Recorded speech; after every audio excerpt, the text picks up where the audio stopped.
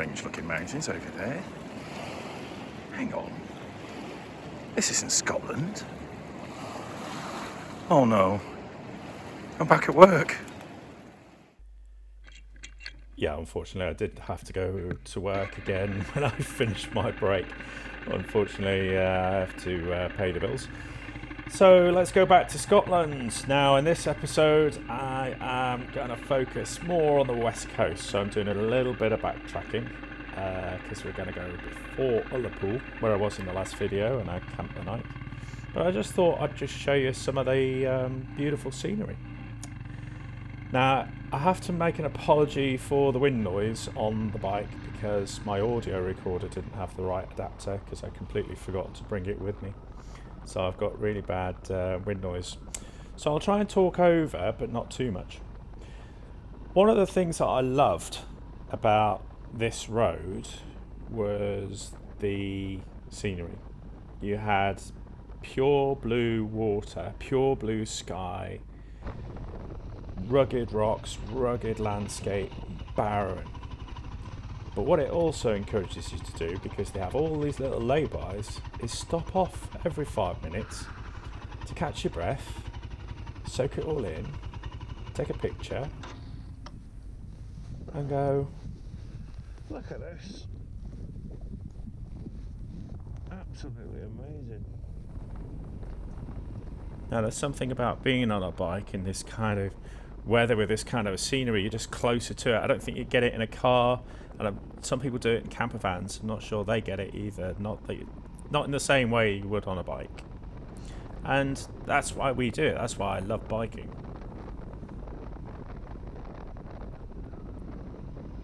Apologies for the wind noise still. Where's your boulders? 25,000 years ago. Yeah, a bit of a glaciology lesson there. Yes, 25,000 years ago, the whole region was covered in ice during the last ice age. And those rocks there called erratics, just boulders pushed along by the ice, just left there.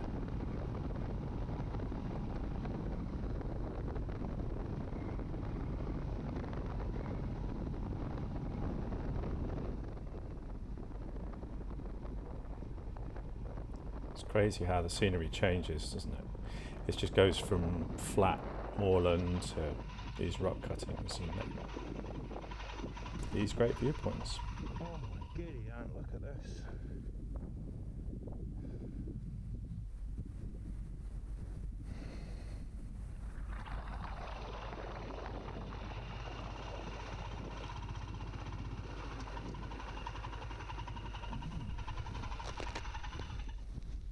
So this is Ardrech Castle near Ullapool, and I thought it was the house used in the film Highlander, but I think I was wrong there. I've googled it. I believe that it wasn't used, but it looks like it. You can imagine the Kurgan chopping Sean Connery's head off at the top of that tower, couldn't you? There can be only one. That's my impression of the Kurgan there. If they're still casting for the new Highlander movie, give me a call. So this is one of the first petrol stops I made. I think this is Ullapool. And I would recommend that you do stop for petrol every time you see a petrol station, because you will go first if you're on a bike. This one took nearly a full tank. I was in the fuel reserve zone. But I think it only still cost me about 12 quid, because this bike is really cheap to run.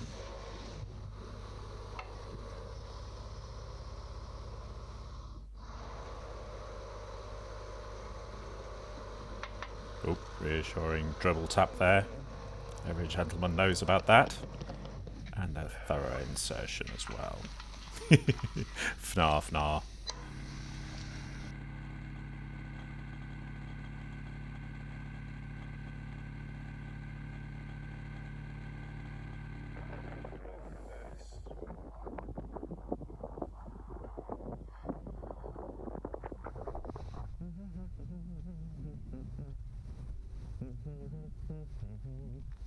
No idea what I'm singing there.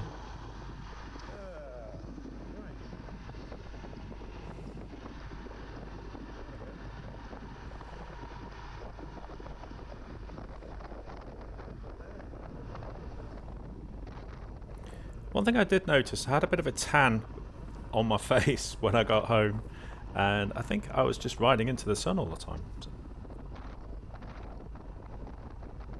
No sun behind me now, you can see the shadows there. And no sun at all now.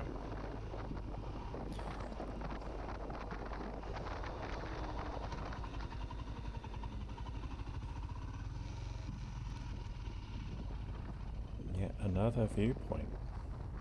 But they're so worth it. Just stop at every single one. I did, I think. I skipped the odd one, but most of them I stopped at. Look at that.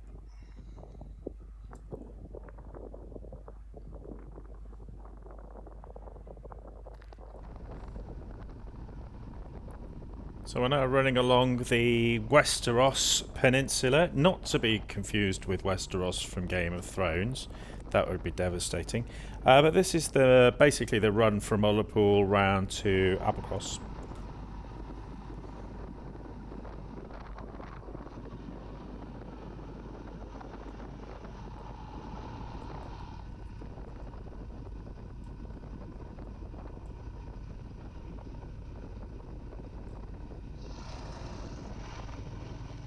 And another fuel stop.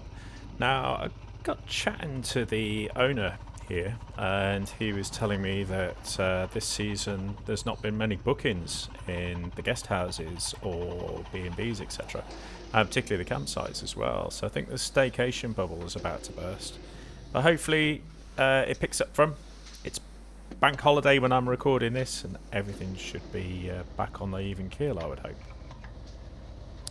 So here, stayed for a coffee as well, just to put some warmth back in me, because my internals were very cold. Now watch the style and skill used to get two small legs off quite a small motorbike, but still, look at that. I'm like a gymnast. I should go in the Olympics.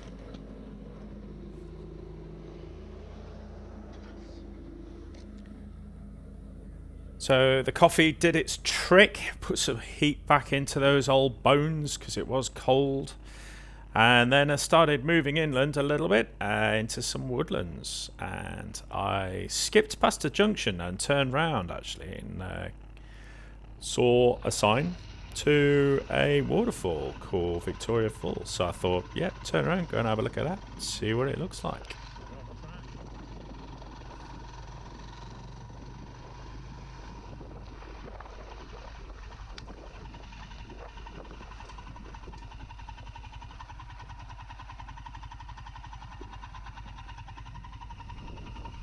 Oh wow, that's cool.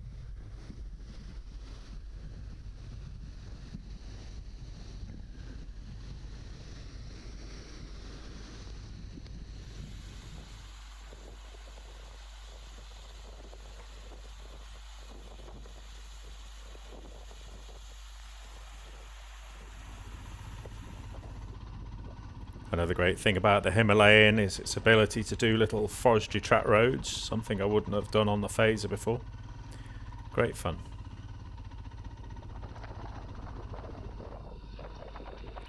So riding along I came across some great rock formations cut out into the middle of the road. Saw this little access way and sort of pop in there and park up so I can do a bit more of exploring.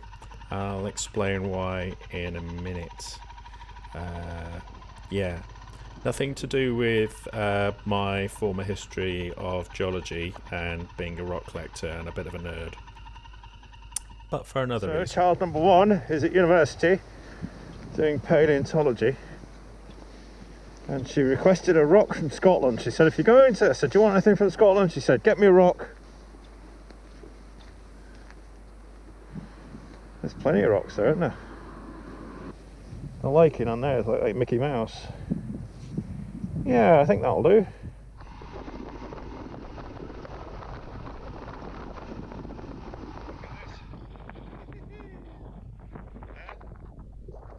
Can't complain, can you? Have they got tea in here? That'll do.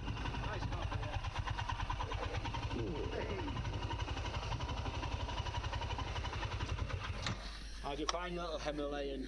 Oh, proper pack mule. We're going to Himalayas on in June. Oh, nice. We've got these to ride. Oh, lovely. Yeah. So that was the cafe in Applecross. Had a coffee, had a chat with the two brothers there. One of them is restoring an aerial from 1946, the third one out of a factory since the Second World War. And he's spent the last 23 years, I think he said, doing it up. And he's just struggling to find brake parts now.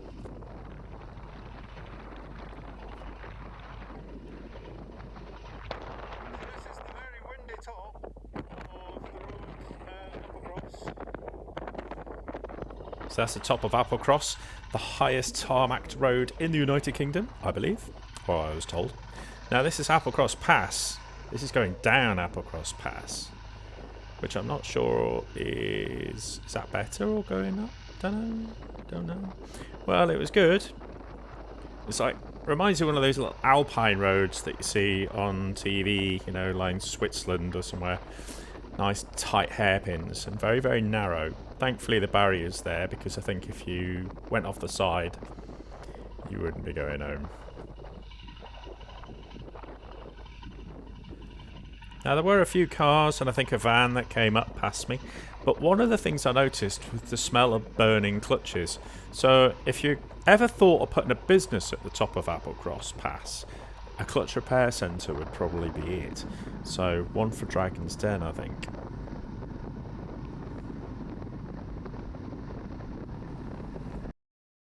So then I headed south. I didn't go back the way to Inverness as the NC500 official does. I went further south, so I'd already done the 82 past Loch Ness. So I kind of like the NC600 really. So this is Highlander Castle. This was in the film Highlander, and it's been in a Bond movie as well, and a few other films on TV. That was quite cool to see. You don't see it if you do the NC500, so it's good to go off the beaten track occasionally. It also gives me an excuse to come back and do the NC500 again, doesn't it? So from here, back down towards Glencoe, where I stayed in the Red Squirrel campsite again. Right, I suppose good time in Sony we talk about my camp setup. So currently, Trangia 27. That's what I'm cooking on.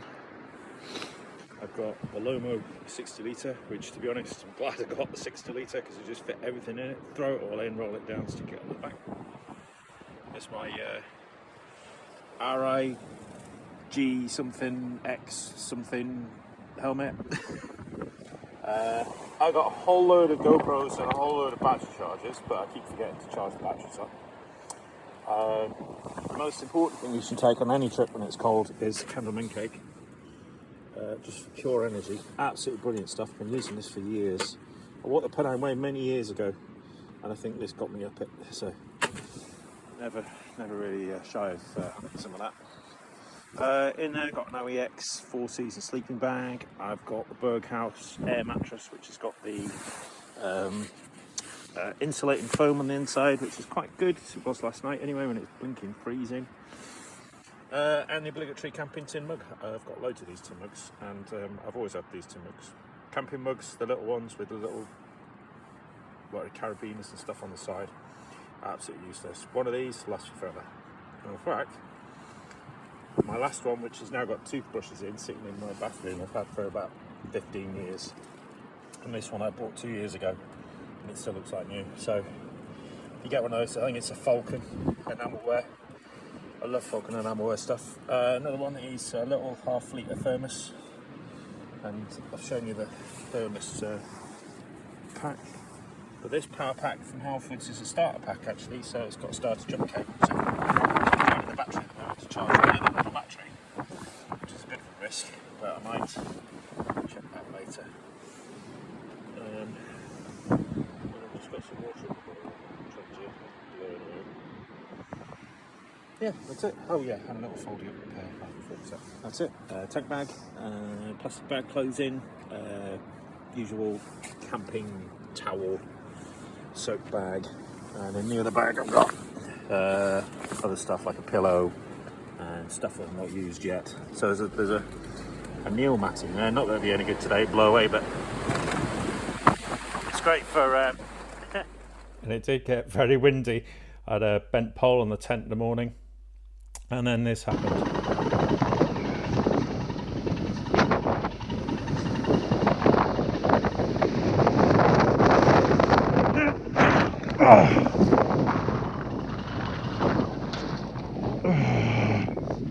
Fuck. Oh, if you wouldn't mind, just the wind caught me.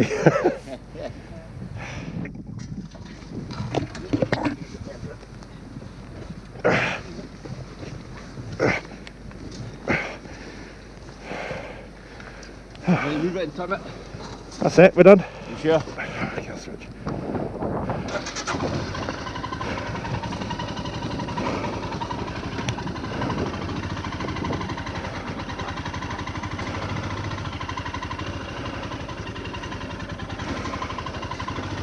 Oh, thank you. Right.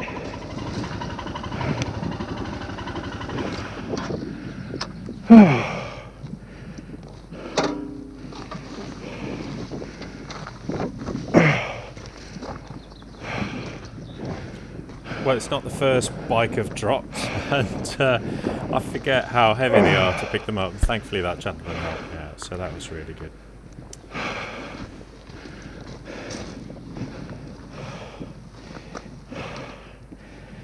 Look at that, you hardy little beast. Not a scratch on her. Brilliant. Once I got my breath back in the saddle, try not to get it blown off again, I headed out from Glencoe back on my trip back home to North Wales. Same mission again, not touching a motorway. Don't like motorways, not on the bike anyway. So from Glencoe, made my way down towards Glasgow, but via Erskine Bridge this time, which made life a lot easier as you skip the internal of the city, and off to the Lake District. Now, downside of doing this trip of this time of year, not many campsites open, and particularly in the Lake District. So I was back at Rydal Hall. I think they're open all year, but still a stunning place to stay. Absolutely lovely.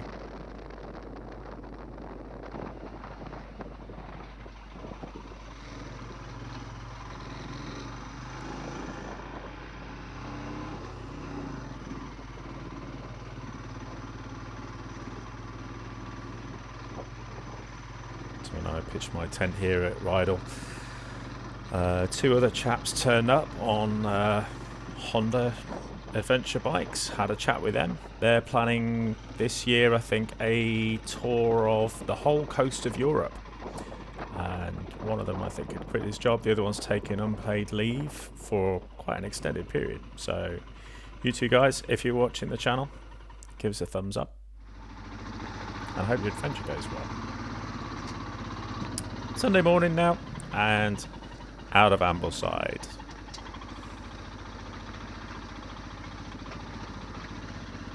Unfortunately, it's now raining. So I had a good week. Scottish coast, blue skies. Now, misery, wet. Waterproof's on, and down through the Lake District towards Liverpool via Ormskirk this time. I did stop off at Ormskirk because they had a lovely petrol station there with a Costa and a Greggs.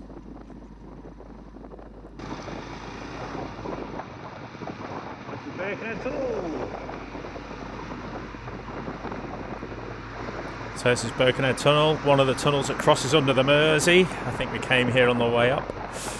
Now, listen to that long stroke single bouncing off the walls. Sounds great, doesn't it? If you could hear it through the wind noise. Now, the one great thing about the tunnel is it is free for bikes. I think I've said it before. So you just pick your lane, find the little narrow lane for motorcycles, whiz through it, straight in front of the police. Look at me not paying. Can't arrest me. Through we go. So I went to see my folks. It was Mothering Sunday, and I had presents and cards which I'd actually carried around Scotland with me. Oi, oi, oi.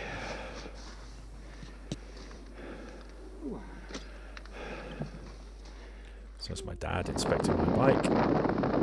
Yeah, so it's a good, nice visit. See my mum and my dad and my brother and their cats as well. And had a fried egg sandwich, lots of tea. It was great. Warmed me up for the trip home, which was wet and very cold. And I'd left it a bit late as well, so it was dark. And it's true what they say about the Himalayan's headlight bulb being next to useless. I think if it wasn't for cat's eyes in the middle of the road, I would have thought it was off. If it wasn't for the cat's eyes reflecting. Is the only indication the bulb was on. But yeah, got home safe. Still a grin on my face under that helmet, albeit starting to feel a bit melancholy because it was the end of the trip.